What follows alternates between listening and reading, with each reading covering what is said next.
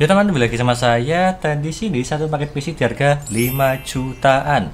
5 jutaan apakah ini worth it atau tidak?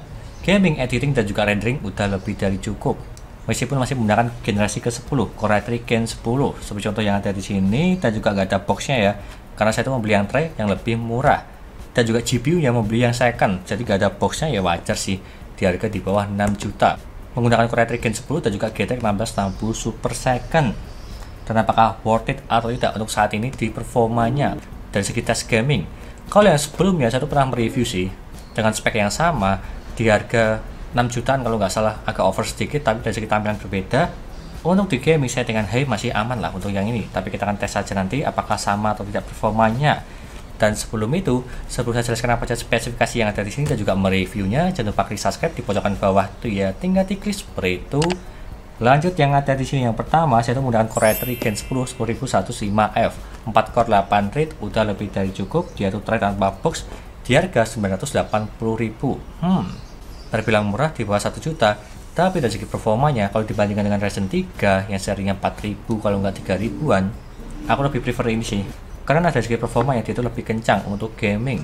Meskipun sama-sama menggunakan 4 core 8 thread dan prosesor paling bagus pada zamannya lah di tahun 2022 kalau nggak salah, karena banyak banget yang merakit ini speknya Core i3 Gen 10. Tapi kalau zaman sekarang Core i3 Gen 12 harganya terpaut di 400.000 lah, kurang lebih seperti itu dari segi perbandingannya. Dan selanjutnya saya menggunakan ini ASRock H410MH per M.2 SE, yang dimana tersebut di harga terjangkau, yang dimana udah ada M.2 NVMe juga di bagian bawah sini, jadi bagus sih. Meskipun di sini satu rakitnya tanpa menggunakan SSD NVMe, jadi ya buat upgradable ke depannya lah menggunakan NVMe. Ini pun juga di harga terjangkau, cuma di 800 ribuan. Mereknya ASRock, harganya murah, garansi resmi dari AMD, jadi nyaman lah untuk yang ini.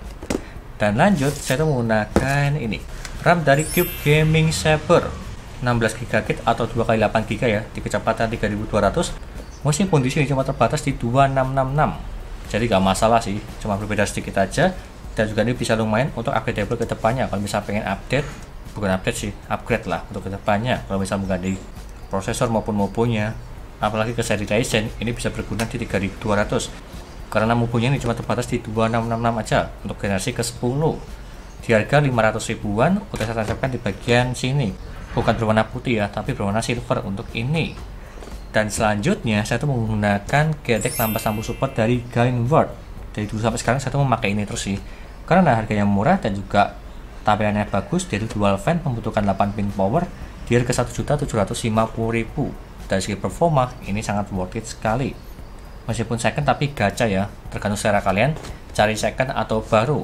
Kalau misal mencari GPU di 2 juta itu agak sulit sekali sih kalau misal baru mendapatkan GTX 1650. Meskipun dari segi performanya ini lebih jauh banget dari performa GTX 1660 Super.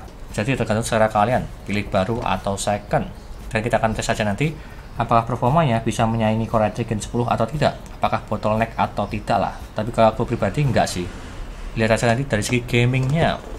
Dan selanjutnya saya menggunakan SSD dari Kingdian 512GB. Ini yang SATA 3 ya, bukan yang SSD NVMe. Sudah saya tancapkan di bagian dalam sini, di bagian bawah lah, nggak kelihatan dari segi casingnya karena slotnya di bagian bawah. Untuk yang ini di harga 480.000, SSD 512GB. Harga SSD sekarang pada naik-naiknya, jadi ya wajar sih di 512GB harga hampir menyentuh di 500.000.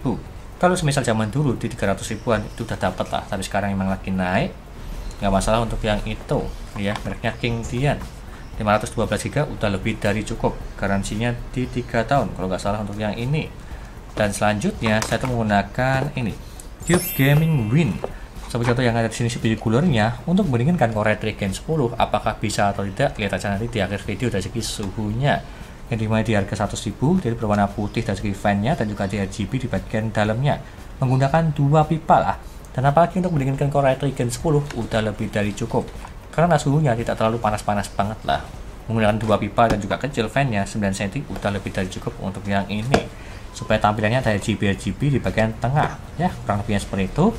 Dan lanjut saya menggunakan power supply dari Paradox Gaming Neptune 500W untuk mengangkat Core i3 Gen 10 dan juga GTX 1660 Super. Apakah bisa atau tidak? Ya pastinya bisa lah, karena ini 80 plus bronze, yang dimana dari segi sertifikat pabrik, bukan dari segi 80+ dari segi websitenya ya, karena satu mencarinya tidak ada, dan juga ini di harga termurah, cuma di 500 ribuan udah mendapatkan kabel full modular.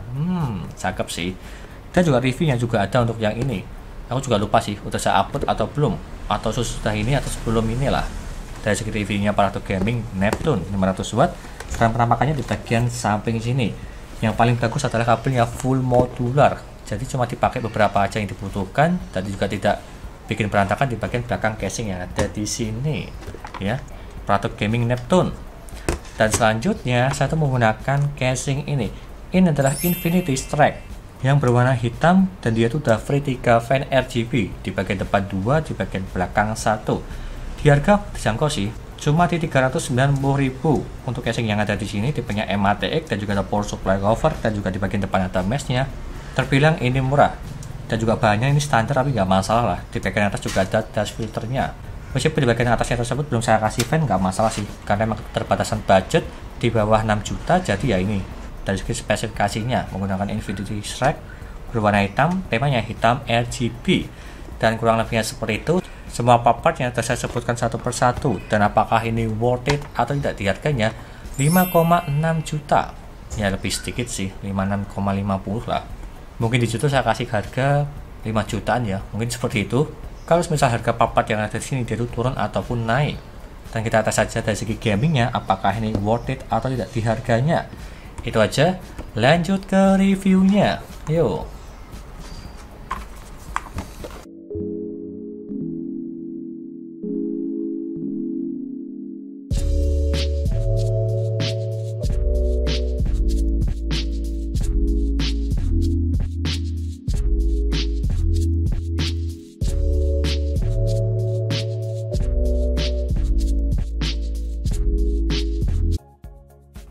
Lanjut pengujian yang pertama dari segi HD Sentinel untuk mengecek performa, kesehatan, serta suhunya Kingdian SSD.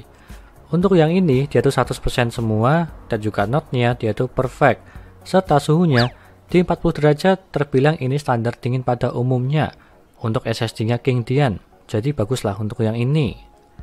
Dan lanjut ke Crystal Gsmark untuk mengecek kecepatannya SSD Kingdian.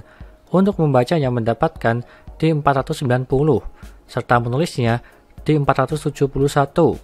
Terbilang ini cukup kencang untuk kalangan SSD. Biasanya untuk minimalnya di 500 untuk membaca, dan juga menulisnya di atas 450. Lanjut ke HW monitor menggunakan Geek Gaming Win untuk mendinginkan Core i3 Gen 10. Untuk minimalnya mendapatkan di 33 derajat, ini pun terbilang dingin, dalam posisi tidak ngapa-ngapain di desktop diam aja. Dan juga maksimalnya mendapatkan di 77 derajat, terbilang ini masih aman, masih di bawah 80 derajat. Untuk yang ini saya tes di Cinebench, dan dia mentok paling tinggi di 77 derajat, terbilang ini masih aman, apalagi cuma menggunakan Core i3 Gen 10. Nggak akan overheat sih untuk kedepannya. Lanjut ke gaming, yang pertama GTA 5, settingan 1080p dan juga settingan very high mendapatkan di 111 fps. Ini pun lancar jaya di atas 100 fps di settingan rata kanan. Kalau semisal di game GTA Roleplay juga masih aman lah untuk yang ini, di settingan high maupun di settingan very high. Lanjut ke RDR 2, settingan 1080p dan juga settingan medium, dia itu mendapatkan di 71 fps. Bisa dibilang ini settingan paling aman. Settingan medium masih mendapatkan di atas 60 fps. Meskipun cuma menggunakan Core i3 Gen 10, tapi kebantu menggunakan GTX 1660 Super-nya di game ini. Lanjut ke Need for Speed Heat, settingan 1080p dan juga settingan medium mendapatkan di 65 fps. Ini pun juga masih aman, masih mendapatkan di atas 60 fps di settingan medium, settingan paling bagus di gamenya Need for Speed Heat. Lanjut ke Assassin's Creed Valhalla, settingan 1080p dan juga settingan high mendapatkan di 68 fps. Dan ini pun settingan paling aman juga. Yang penting masih di atas 60 fps, terbilang ini lancar jaya di gamenya Assassin's Creed Valhalla.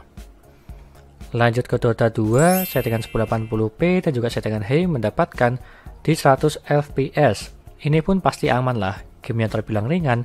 Settingan rata kanan mendapatkan di atas 100 fps di gamenya Dota 2. Lanjut ke Shadow of the Tomb Raider, Settingan 1080p dan juga settingan high mendapatkan di 86 fps. Ini pun settingan paling aman, yang dimana masih mendapatkan di atas 60 fps di gamenya Shadow of the Tomb Raider. Ya masih terbantu lah untuk yang ini menggunakan GTX 1660 Super. Lanjut ke Tom Clancy Rainbow Six Siege. Settingan 1080p dan juga settingan ultra mendapatkan di 197 fps. Ini pun lancar jaya. Di settingan rata kanan di settingan ultra hampir menyentuh di 200 fps. Ya wajar sih karena gamenya tersebut dia tuh ringan. Hampir sama seperti Valorant. Kalau Valorant lebih ringan, bisa di atas 200-an lah untuk yang Valorant daripada di gamenya Tom Clancy. Kurang lebihnya seperti itu. Lanjut ke dayanya. Untuk yang ini minimalnya mendapatkan di 48 watt, terbilang ini irit, di bawah 50 watt. Dalam posisi tidak ngapa-ngapain di desktop, diem aja.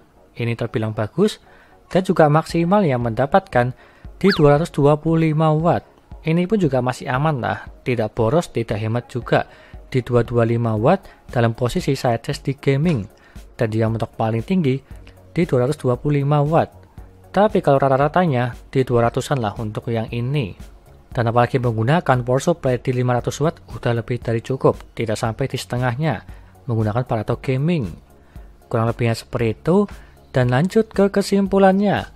Di harga 5,6 juta mendapatkan Core i3 Gen 10 dan juga GTX 1660 Super, apakah ini masih worth it atau tidak? Kalau aku pribadi terbilang ini masih bagus. Kalau pengen menghemat budget dan juga untuk main gaming, di settingan high maupun di settingan medium, masih bisa dilipas lah beberapa game di atas 60 fps menggunakan spek ini.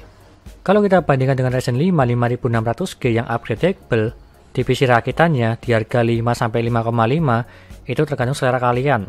Pilih Ryzen 5 5600G ataupun menggunakan Core i3 Gen 10 dan juga GTX 1660 Super.